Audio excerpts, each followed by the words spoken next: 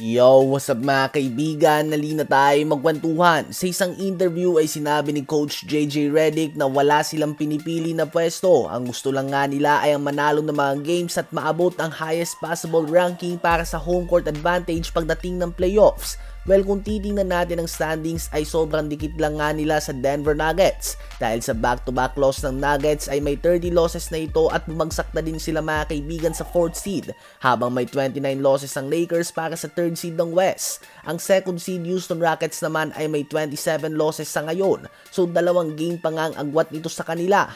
Silang tatlo ay may matinding schedule lahat mga kaibigan.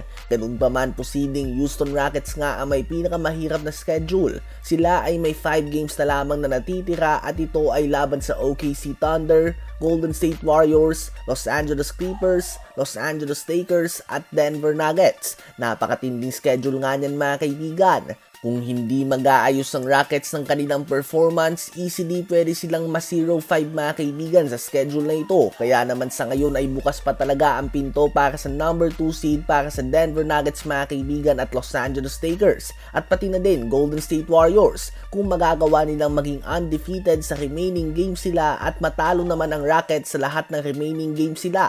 Very slim chance subalit may chance pa rin nga nonetheless. Sa ngayon nga, ang Lakers at ang Denver Nuggets ay neck and neck para sa 3rd seed. Isang talo lang at malaki na ang impact nito sa standings. Dito na nga nakakapanghinayang ang game na tulad ng kahapon sa Nuggets kung saan panalo na sila kung hindi na foul ni Russell Westbrook si Alexander Walker sa 3 points o kaya naman ang game winner sa half court ni Josh Giddey ng Chicago Bulls kontra sa Lakers ilang araw lamang nakakalipas. Kung magkakaroon man ng tiebreaker ang Lakers at ang Denver Nuggets ay hawak ng Lakers ang advantage dito dahil baga matuto ang kanilang head-to-head matchups, ang Lakers ay number 1 nga sa Pacific Division habang ang Denver Nuggets naman ay number 2 sa Northwest Division. Ang Houston Rockets at ang Lakers naman ay malalaman pa kung sino ang may advantage sa kanila sa tiebreaker sa final game nila dahil 1-1 nga ang kanilang head-to-head matchup at pareho naman sila number 1 sa kanilang division. Sa palagay nyo ba ay kakayanin pa ng Lakers na umakyat sa number 2 seed ng Western Conference? Habang si Joel Embiid naman ay opisyal ng inanunsyo ni Shams ang ESPN na muli itong sasailalim sa isang surgery sa kanyang tuhod. Late February nga nang inanunsyo na out na ito for the rest of the season at ngayon naman ay inanunsyo na sasailalim ito sa surgery sa kanyang tuhod. Posibleng higit 5 surgery na nga mga kaibigan ang pinagdaanan ng tuhod ni Embiid. Mapakanan man ito o kaliwa.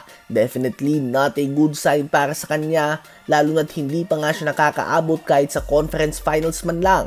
Ano ba ang masasabi nyo tungkol dito? Comment yan sa baba at aking babasahin yan. Huwag kakalimutan na mag-like, mag-subscribe at i-hit ang notification bell for more updates at kwentuhan. Maraming salamat po.